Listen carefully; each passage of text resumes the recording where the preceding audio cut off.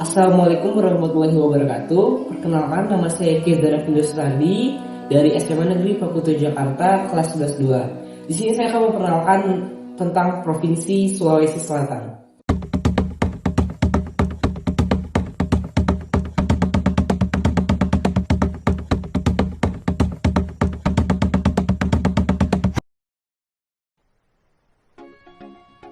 Provinsi Sulawesi Selatan terletak di 0 derajat sampai 8 derajat lintang selatan dan 116 derajat sampai 120 derajat bujur timur.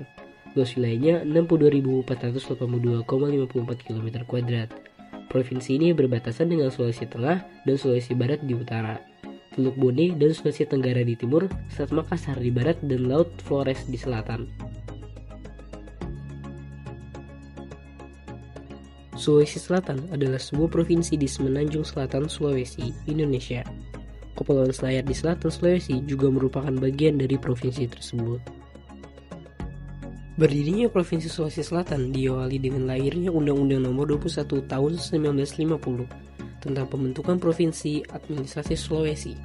10 tahun kemudian, pemerintah mengeluarkan Undang-Undang Nomor 47 Tahun 1960 yang mengesahkan terbentuknya Provinsi Sulawesi Selatan dan Tenggara. Ibu kota Provinsi Sulawesi Selatan berada di kota Makassar.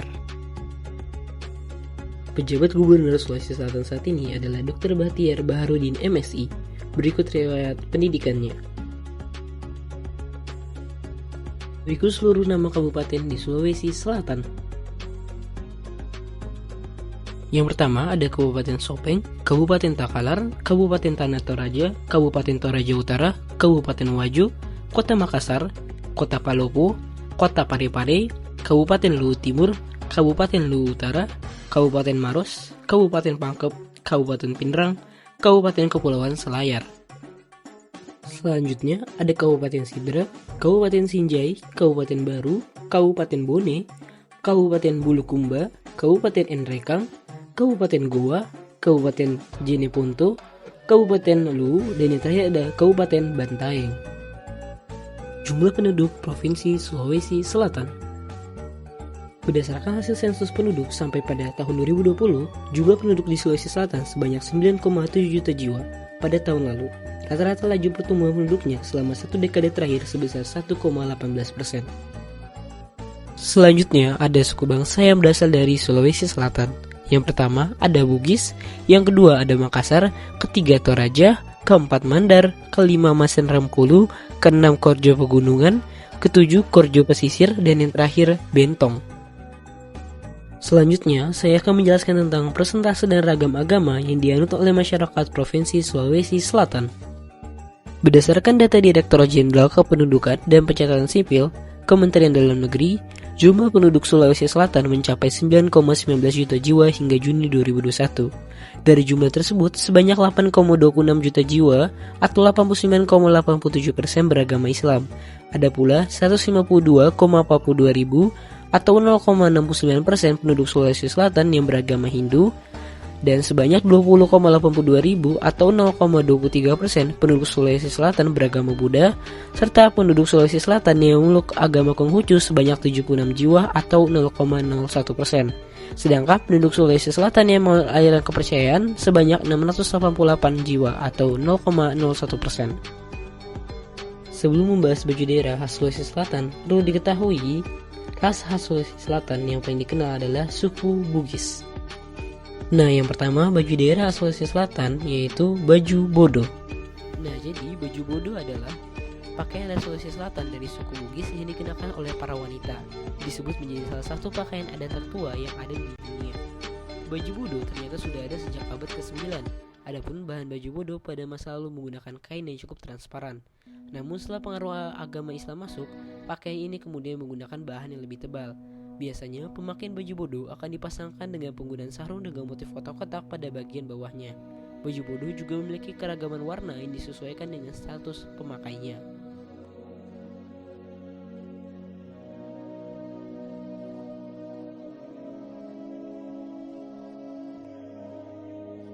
Selanjutnya ada senjata khas Sulawesi Selatan.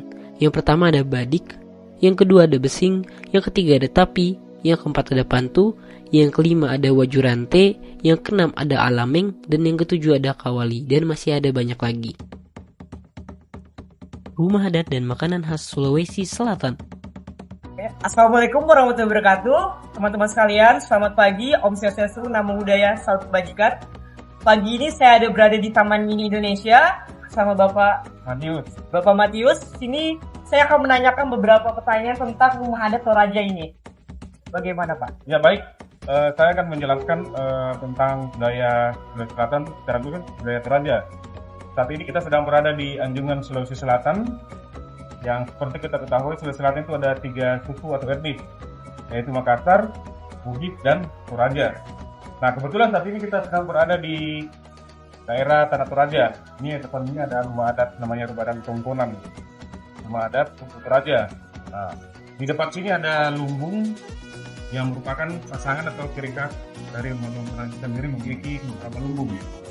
Nah, sekarang ini kita lihat rumah Toraja ini ada beberapa ukiran. Tapi pada umumnya ukiran ini memiliki 4 warna dasar, yaitu kuning, merah, hitam, dan putih. Semua itu memiliki makna tersendiri, masing-masing punya arti dan filosofi tersendiri. Nah, saat ini ada namanya tanduk kerbau. Tanduk kerbau ini merupakan simbol sosial masyarakat Toraja. Nah, tanduk kerbau ini sebenarnya diambil pada saat terjadi upacara adat Ram Solo, yaitu ada pemakaman suku Toraja. Setiap kerbau yang dipersembahkan atau disembelih di sekitar tongkonan ini nanti tanduknya akan dipasang di sini.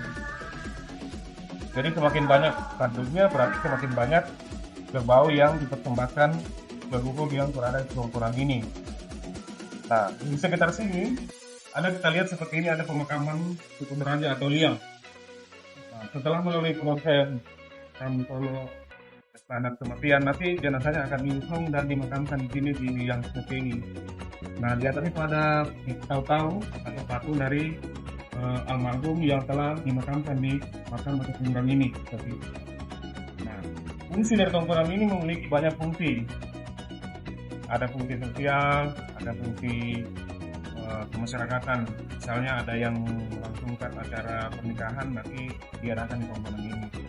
Karena dalam masyarakat Toraja itu ada 2 ritual penting, yaitu peristiwa pembukaan atau yang disebut dengan Ram Solo dan peristiwa cita yang disebut dengan Dalam Butuka. Nah, kedua acara besar tersebut dapat diadakan di sekitar tongkonan seperti ini. Ya baik, dia. Mungkin sekian dari saya dan Bapak Matius ya Pak. Terima kasih banyak Pak. Wassalamualaikum warahmatullahi wabarakatuh. Assalamualaikum warahmatullahi wabarakatuh. Kembali lagi dengan saya Kezar Sardi dari SMA Negeri 7 Jakarta. Ini saya masih bersama dengan Bapak Matius Pak. Jadi Bapak akan menjelaskan tentang apa Pak? Budaya Toraja. Budaya Toraja. Ya. Baik, saat ini kita sedang berada di depan makam atau liang dari suku Toraja. Nah, makam ini sendiri ini sebenarnya dibuat tidak seperti dengan liang yang sudah alami. Kalau ini dari tebing gunung batu nanti dipahat pemakaman satu rumpun keluarga. Jadi makam begini hanya dibuat untuk satu rumpun keluarga tertentu. Nah, pemakaman itu sendiri dilakukan setelah selesai upacara adat Ram Solo. Nanti jenazahnya akan diusung dan dinaikkan ke atas kuburan batu begini. Nah, biasanya kuburan batu ini hanya diperuntukkan untuk golongan bangsawan atau kasta puang. Nah, nanti di atas itu ada tahu-tahu atau patung-patung dari almarhum mendiang yang dimakamkan dalam kuburan seperti ini. Nah, ini tampak ada beberapa liang, di sini ada beberapa kuburan batu, itu menandakan bahwa itu dimiliki oleh masing-masing rumpun keluarga. Jadi setiap rumpun keluarga memiliki satu kuburan tersendiri. Baik, seperti itu. Mungkin sekian dari saya juga. Terima kasih banyak Pak Matius Pak. Wassalamualaikum warahmatullahi wabarakatuh. Ya, halo teman-teman semuanya. Di depan saya ini ada makanan khas dari Sulawesi Selatan, lebih tepatnya dari Makassar. Ada coto Makassar dan ada es pisang hijau. Soto Makassar ini dibanderol dengan harga 35.000 dan es pisang hijau ini dibanderol dengan harga 27.000. Mari kita coba ya teman-teman. Soto Makassar ini berisi ada daging, sayur-sayuran, serta diberi daun bawang dan perasan jeruk nipis. Mari kita coba ya. Lalu kita keluarkan jeruk nipisnya.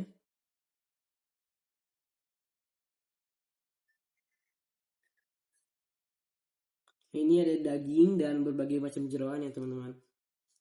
Kita coba.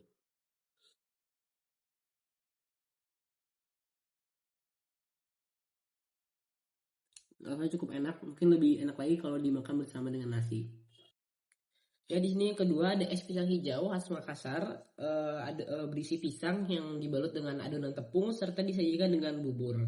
Diberikan susu kental manis serta adonan lainnya. Mari kita coba ya.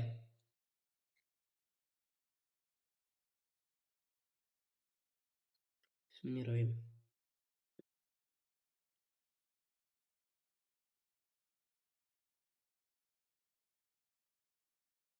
Rasanya cukup enak, manis, serta lumayan dingin. Cocok untuk dimakan di saat waktu yang panas. Lagu daerah dan tarian daerah khas Sulawesi Selatan.